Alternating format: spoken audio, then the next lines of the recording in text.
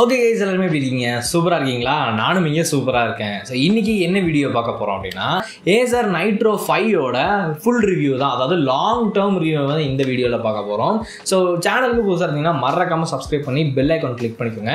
சரி வாங்க வீடியோக்குள்ளே போகலாம். இந்த வீடியோக்குள்ளே வந்தீங்கன்னா ஃபஸ்ட்டு நம்ம பார்த்தீங்கன்னா டிசைனை பற்றி பேசிடுவோம். ஸோ டிசைனை பற்றி பார்க்கும்போது இங்கே பார்த்தீங்கன்னா கேமிங் லைன்ஸ் பார்த்தீங்கன்னா வந்து கொடுத்துருக்காங்க. ஸோ நல்லா சூப்பராகவே வந்து இருக்குது. ஸோ அந்த லைன்ஸ் பார்த்தீங்கன்னா இன்டெகிரேட்டடாக வந்து இருக்குது. அண்ட் மேலே சர்ஃபேஸ் பார்த்தீங்கன்னா ரொம்ப சாஃப்டான ஒரு சர்ஃபேஸு அண்ட் கிளாஸியாகவும் இருக்குது ஒரு சில இடத்துல பார்க்கும்போது. ஸோ ஓவராலாக இந்த டிசைன் பார்த்தீங்கன்னா நல்லாவே இருக்குது. அண்ட் சுற்றி பார்த்தீங்கன்னா வென்ட்ஸ் வந்து கொடுத்துருப்பாங்க. சைடில் வந்து வென்ட்டும், பேக்கில் வந்து 2 வென்ட்டும், அண்ட் கீழே பார்த்தீங்கன்னா ஃபேன்ஸோட வென்ட்டும் வந்து சூப்பராக வந்து கொடுத்துருக்காங்க. ஸோ கீழே வந்து கொடுத்துருக்க ரப்பர் கொஞ்சம் எலிவேட்டடாக இருக்கிறதுனால இன்னும் வந்து லேப்டாப்புக்கு ஏர் சர்க்குலேஷன் பார்த்தீங்கன்னா நல்லாவே இருக்குது அப்படின்னு சொல்லலாம். ஸோ அடுத்து பார்த்தீங்கன்னா இதோட பில்ட் குவாலிட்டி.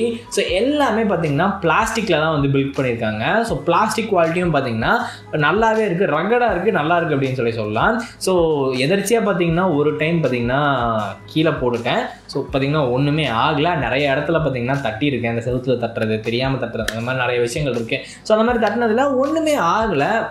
ஒரு சில பெயிண்ட் மட்டும் வந்து ரிமூவ் ஆகிருக்கு. கிரே கலர் பெயிண்ட் எல்லாம் வந்து சைடில் இருக்கிறதெல்லாம் ரிமூவ் ஆகிருக்கு. பட் இருந்தாலும் ஓவராலாக பார்த்தீங்கன்னா நல்லா தான் வந்து இருக்குது. அண்ட் அடுத்து பார்த்தீங்கன்னா இதில் அவுட்டரில் கீபோர்டு இருக்குது. ஸோ கீபோர்டு பார்த்தீங்கன்னா ஃபுல் சைஸ் கீபோர்டு வந்து கொடுத்துருக்காங்க. ஸோ இந்த ஃபுல் சைஸ் கீபோர்டு பார்த்தீங்கன்னா RGB கீபோர்டு தான் வந்து இருக்குது. அண்ட் இதை பார்த்தீங்கன்னா சிக்லெட் கீபோர்டு அப்படின்னு சொல்லுவாங்க. ஸோ டைப்பிங் எக்ஸ்பீரியன்ஸ் பார்த்தீங்கன்னா நல்லாவே இருக்குது அப்படின்னு சொல்லணும் இந்த லேப்டாப்பில். அண்ட் இந்த லேப்டாப்போட RGBயை கண்ட்ரோல் பண்ணுறதுக்கு இதை நைட்ரோசென்ஸ் அப்படின்ற ஒரு சாஃப்ட்வேர் கொடுத்துருக்காங்க. ஸோ அதுலேயும் போய் நம்ம வந்து RGB லைட்டை கண்ட்ரோல் பண்ணிக்க முடியும். 7 ப்ரீசெட் மோடு இல்லை 6 to 7 ப்ரீசெட் மோடு இருக்குது. அதை வந்து கொடுத்துருக்காங்க. அதை வச்சு நம்ம RGBயும் கஸ்டமைஸ் பண்ணிக்கலாம். இல்லை உங்களுக்கு இந்த லைட் தேவைப்படுதோ அதையும் நம்ம வந்து கஸ்டமைஸ் பண்ணி வச்சுக்கலாம். ஸோ டிஸ்பிளே அப்படின்ற சைடு வந்தோம்னா இது பார்த்தீங்கன்னா ஒரு IPS ஃபுல் HD பேனலு.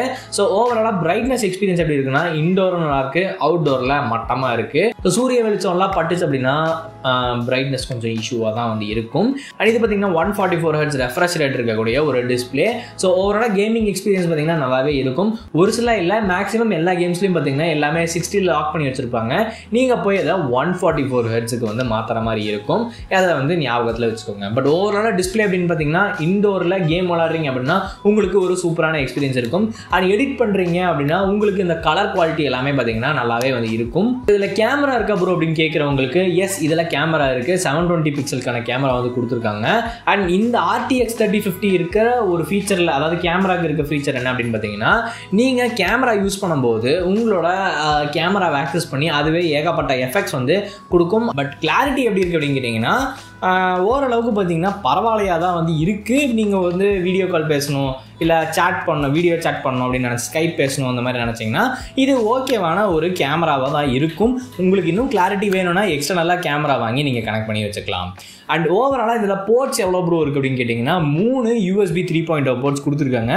ஒரு தண்டர் போர்ட் இருக்குது, ஒரு லேண்ட் போர்ட் இருக்குது, ஒரு 3.5mm ஜாக்கும் வந்து கொடுத்துருக்காங்க.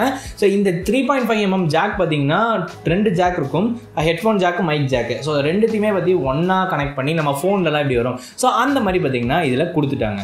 ஸோ ஓவராலாக வெயிட் எப்படி இருக்குது அப்படின்னு கேட்டிங்கன்னா வெயிட் லேப்டாப் மட்டும் 2.5 kg வரும். சார்ஜரோட எடுத்துகிட்டு போனீங்கன்னா அரௌண்ட் ஒரு 3 kg வந்து வரும். நீங்கள் லேப்டாப் பேக் வாங்குறீங்க அப்படின்னா அதுக்கும் பார்த்தீங்கன்னா ஒரு வீடியோ போட்டிருக்கோம். ஆர்டிக் ஃபாக்ஸ் அப்படின்ற ஒரு லேப்டாப் பேக், சூப்பரான ஆன்டி தெஃப்ட் லேப்டாப் பேக் போட்டிங்கன்னா போட்டிருக்கோம். ஸோ அதை பார்த்தீங்கன்னா நீங்கள் பாருங்கள், நல்லா இருந்துச்சு அப்படின்னா லிங்க் டிஸ்கிரிப்ஷனில் இருக்குது, செக் பண்ணி பாருங்கள். அதுக்கான வீடியோவும் போட்டிருக்கோம் நம்ம சேனலுக்கு. அதுக்கான வீடியோவும் லிங்க் டிஸ்கிரிப்ஷனில் இருக்குது, கொடுக்குறேன், செக் பண்ணி பாருங்கள். எல்லாமே லேப்டாப்புக்கு வெளியே என்ன இருக்குது அப்படின்னு பார்த்துட்டோம். லேப்டாப்புக்கு உள்ளே என்ன இருக்குது அப்படின்னு பார்த்தோம்னா இன்டெல்லோட i5 12th Gen 12500H அப்படிங்கிற ஒரு ஹை எண்ட் ப்ராசர் வந்து கொடுத்துருக்காங்க. ஸோ இந்த ப்ராசர் பார்த்தீங்கன்னா 12 கோர் 16 த்ரெட் இருக்கக்கூடிய ப்ராசர். ஸோ இந்த 12 கோர் பார்த்தீங்கன்னா 4 பவர் கோரும் 8 எஃபிஷியன்சி கோரும் வந்து கொடுத்துருக்காங்க. ஸோ இதனால் பார்த்தீங்கன்னா உங்களோட கேமிங் எக்ஸ்பீரியன்ஸு, அதுக்கப்புறம் நீங்கள் நார்மலாக மல்டிமீடியா கன்சப்ஷன் பண்ணும்போது உங்களோட லேப்டாப் வந்து நார்மலாக ஓவராக பர்ஃபார்ம் பண்ணக்கூடாது, எந்தெந்த டைமுக்கு எப்படி பர்ஃபார்ம் பண்ணணும் அப்படிங்கிற அது அல்காரிதம் எல்லாம் வந்து யூஸ் பண்ணி அதை பார்த்தீங்கன்னா கரெக்டாக யூஸ் பண்ணணும் அப்படின்ற மாதிரி சொல்கிறாங்க. ஸோ அது மூலியமாக உங்களுக்கு பேட்டரி பேட்டரி பர்ஃபார்மன்ஸும் ஜாஸ்தி கிடைக்கும், உங்களுக்கு பர்ஃபார்மன்ஸும் வந்து இடிக்காது அப்படிங்கிற மாதிரி நிறைய விஷயங்கள் பேசப்பட்டு இருக்கு. ஸோ அதுபடி தான் பார்த்தீங்கன்னா ஒரு யூசர் எக்ஸ்பீரியன்ஸாக நான் கேம் ஆடும்போதும் அதாவது ஆன் பேட்டரியில் கேம் ஆடும்போதும் பர்ஃபார்மன்ஸ் வந்து லேக் இல்லாமல் இருக்கிறதும், லேப்டாப் அதை படம் பார்க்குறது, அதாவது சார்ஜ் குத்தாமல் நான் படம் பார்க்கும்போது பேட்டரி பர்சன்டேஜ் பார்த்தீங்கன்னா சூப்பராக வந்து ஆப்டிமைஸ் பண்ணி கிடைக்கும். என்னென்ன பர்சன்டேஜ் தேவைப்படுமோ அதை மட்டும் வந்து யூஸ் பண்ணிவிட்டு எனக்கு வந்து அவுட்புட் வந்து நல்லா கொடுக்கும். ஸோ கேமிங் அப்படின்னு பேசும்போது கண்டிப்பாக அதில் கிராஃபிக் கார்டு தான் ஆகும். ஸோ அதனால இதில் 2 கிராஃபிக் கார்டு வந்து கொடுத்துருக்காங்க. ஒன்று பார்த்தீங்கன்னா இன்டெகிரேட்டடாக இருக்க கிராஃபிக் கார்டு, இன்னொன்று பார்த்தீங்கன்னா டெடிகேட்டடாக இருக்கக்கூடிய கிராஃபிக் கார்டு. RTX 3050 அப்படிங்கிற டெடிகேட்டட் கிராஃபிக் கார்டும், இன்டெகிரேட்டடாக ஐரிஸ் XE அப்படின்ற ஒரு கிராஃபிக் கார்டு, அதாவது இன்டலோட கிராஃபிக் கார்டு வந்து கொடுத்துருக்காங்க. இந்த இன்டலோட கிராஃபிக் கார்டு ஐரிஸ் XE வச்சு நம்மளோட GTFஐ ஈஸியாக 50 FPS to 60 FPS வந்து அச்சீவ் பண்ண முடியும். ஸோ என்னோட ஃப்ரெண்டோட லேப்டாப்பில் பார்த்தீங்கன்னா i5 11th gen பார்த்தீங்கன்னா இருந்துச்சு, ஐரிஸ் XE கிராஃபிக் கார்டோட கொடுத்துருந்தாங்க. ஸோ அதில் நான் பார்த்தீங்கன்னா GTFஐ விளாட பார்த்தப்போ ஈஸியாக பார்த்தீங்கன்னா 50 FPS கிட்ட டச் ஆகுது, எந்த பிரச்சனையுமே இல்லாமல். பட் ஹீட் மட்டும் கொஞ்சம் ஆகுது.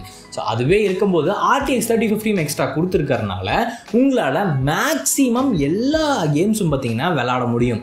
ஸோ ஈஸியாக பார்த்தீங்கன்னா ஒரு 30லேருந்து ஒரு 50 FPS வந்து கெயின் பண்ண முடியும். இதை GTFஐ எல்லாம் எடுத்துக்கிட்டிங்கன்னு வைங்களேன், மேக்ஸிமம் பார்த்தீங்கன்னா உங்களால் 100 FPS மேலே உங்களால் கெயின் பண்ண முடியும்.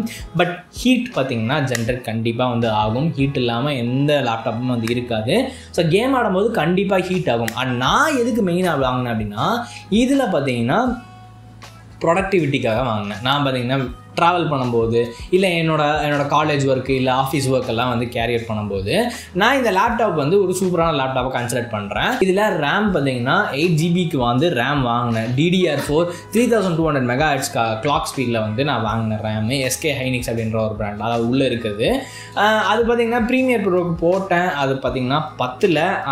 அதனால் பார்த்தீங்கன்னா நம்ம பிர்லா மொபைல்ஸ் அண்ட் சிஸ்டம் அப்டேட்ஸ்க்கு வந்து போயிட்டு அங்கே வந்து ப்ரோ ரேம் அப்கிரேட் பண்ணணும் அப்படின்னு சொன்னேன். ஏன் அப்படின்னு கேட்டாங்க. பர்ஃபார்மன்ஸ் 10ல் ப்ரீமியர் ப்ரோக்கு செட் ஆகலைன்னு சொல்லப்போ அவங்க பார்த்தீங்கன்னா இன்னொரு SK ஹைனிக்ஸில் 8GB 3200 MHz ஸ்பீடில் அவங்க வந்து இதை போட்டு விட்டாங்க. ஸோ அதனால் எந்த பிரச்சனையுமே இல்லாமல் இப்போ வரைக்கும் 16GB ரேமில் பார்த்தீங்கன்னா ஒர்க் பண்ணிகிட்டு இருக்கேன்.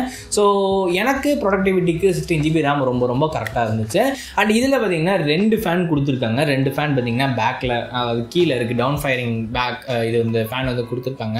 ஸோ அந்த ஃபேனை பார்த்தீங்கன்னா நைட்ரோ சென்ஸ் அப்படிங்கிற ஒரு சாஃப்ட்வேர் மூலிமா நீங்கள் அதில் கண்ட்ரோல் பண்ணிக்க முடியும். எவ்வளோ ஸ்பீடு வேணும், என்ன பர்ஃபார்மன்ஸில் இருக்கணுமா, நார்மலாக இருக்கணுமா, இல்லை ரொம்ப சைலண்ட்டாக ஓடணுமா, அது சைலண்ட்டாக ஓடும் போதே உனக்கு வந்து சூப்பராக ஃபேன் ஸ்பீடு வந்து வரணும் அப்படின்ற மாதிரி நிறைய ஆப்ஷன்ஸ் வந்து உள்ளே இருக்குது. அதையும் நீங்கள் வந்து செக் பண்ணி பார்க்கலாம். அடுத்து ஸ்டோரேஜ் அப்படின்றது வரும்போது நான் பார்த்தீங்கன்னா 512GB அப்படிங்கிற ஒரு SSDயில் போட்டிருக்கேன். 1TB ஆப்ஷனும் இருந்துச்சு. பட் ப்ரைஸ் காரணமாக நான் வந்து 512GB அப்படின்ற ஒரு சைடில் வந்து போயிட்டேன். ஸோ 512GB வந்து ஒரு 2000 கம்மி, 1TB 2000 ஜாஸ்தி அப்படிங்கிற ஒரு ப்ரைஸ் பாயிண்டில் இருக்குது. பட் இதில் வந்து ஸ்லாட்ஸ் அவைலபிளாக இருக்குது. உங்களால் HDDயும் போட முடியும், SSDயும் வந்து போட முடியும். அதை வந்து நீங்கள் போட்டு ட்ரை பண்ணி பாருங்கள். அண்ட் இதில் M.2 ஸ்லாட்டும் இருக்குது அப்படின்னு நினைக்கிறேன். பட் கன்ஃபார்மாக என்னங்கிறது தெரியல. வேறு வீடியோஸ் இல்லை, அஃபிஷியல் வெப்சைட்டில் போய் செக் பண்ணி பாருங்கள். அதில் மேபி இருக்கலாம். ஓகேங்களா? இல்லை நீங்கள் 512GB எடுத்துகிட்டு நீங்கள் வந்து 1TB போடுறதுனாலும் அப்படி கூட உங்களால் அப்கிரேட் பண்ணிக்க முடியும். நான் இதில் என்ன SSD போட்டிருக்காங்க அப்படின்னா M.2 NVMe SSD வந்து போட்டிருக்காங்க. ரீட் ரைட் ஸ்பீட் பார்த்தீங்கன்னா எனக்கு தெரிஞ்ச அளவுக்கு 200 MB 300 MB அந்த மாதிரி வந்து போகுது.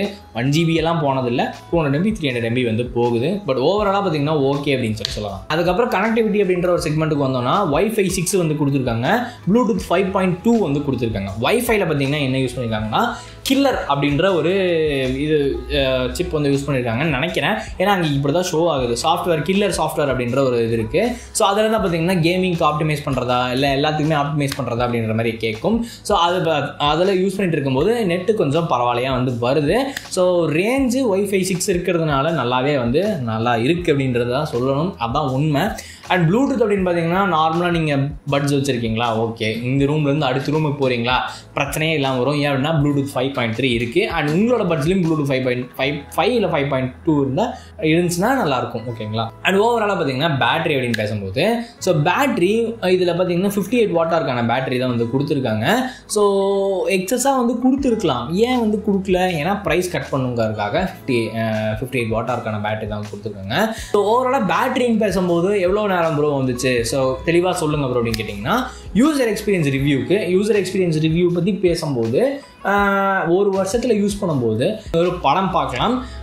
RGB லைட்லாம் ஆஃப் பண்ணி இந்த டிஸ்பிளேவோட பிரைட்னஸ் எல்லாம் கம்மி வச்சு அதுக்கப்புறம் ஸ்பீக்கர்லாம் வந்து மீடியமான லெவலில் வச்சு கேட்டிங்க அப்படின்னா ஓகே ஒரு படம் ஃபுல்லாக வந்து பார்த்து முடிக்கலாம்.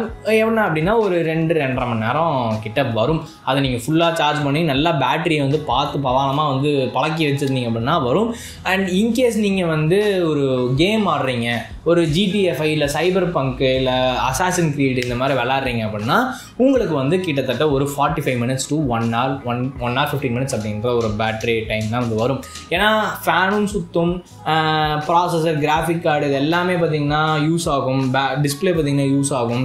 இந்த மாதிரி விஷயங்கள் இருக்கும்போது அந்த டைம் தான் வந்து வரும். ஏன்னா 58 watt பேட்டரிக்கு இது ரொம்ப ரொம்ப பரவாயில்ல அப்படின்னு தான் வந்து சொல்லணும். ஓகேங்களா? அண்ட் இது கொடுத்துருக்க சார்ஜர் அப்படின்னு பார்த்திங்கன்னா 180 watts சார்ஜர் வந்து கொடுத்துருக்கேன். சார்ஜர் ப்ளக்இன் பண்ணுறதுக்கப்புறம் இந்த லேப்டாப் அப்படியே அசுரனாக மாறுறதை நீங்கள் வந்து பார்க்க முடியும்.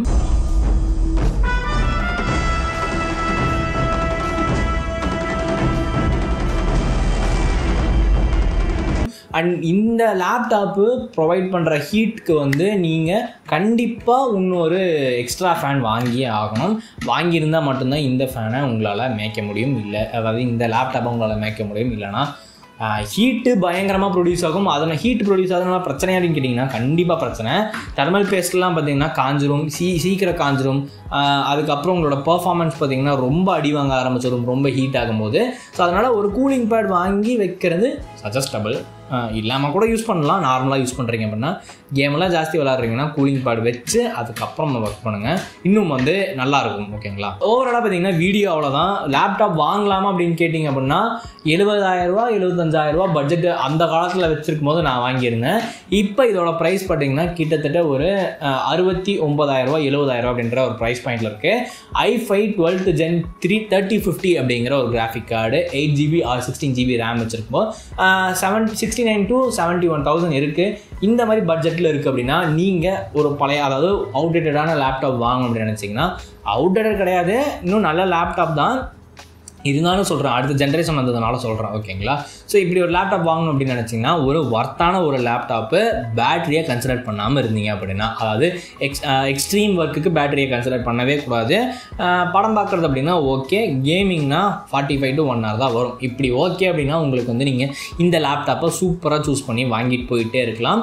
இல்லை பேட்டரி தான் வேணும் அப்படின்னா நிறைய ஆப்ஷன்ஸ் இருக்குது, அதை வந்து செக் பண்ணி பாருங்கள். ஸோ Acer Nitro 5 யாருக்குன்னா கேமர்ஸ் அண்ட் ப்ரொடக்டிவ் இன்டென்சிவாக யூஸ் பண்ணுறவங்களுக்கு பேட்டரி எல்லாம் பிரச்சனையே இல்லை அப்படின்னு நினச்சிங்கன்னா இந்த லேப்டாப் தாராளமாக சூட் ஆகும். 69,000 70,000 ஓகேங்களா? ஸோ ஓவராலாக ரிவ்யூ பார்த்தீங்கன்னா பிடிச்சிருக்கும்னு நினைக்கிறேன். இதில் ஏதாவது உங்களுக்கு யூஸ்ஃபுல்லாக இருந்திருக்கும்னு சொல்லி தான் இந்த வீடியோ போஸ்ட் பண்ணுறேன். யூஸ்ஃபுல்லாக இருந்துருந்துச்சுன்னா மறக்காமல் ஒரு லைக் போட்டு ஒரு கமெண்ட்டை போட்டுருங்க. ஸோ மீண்டும் அடுத்த வீடியோவில் உங்களை சூப்பராக சந்திக்கிறேன். அது வரைக்கும் தேங்க்ஸ். Bye guys.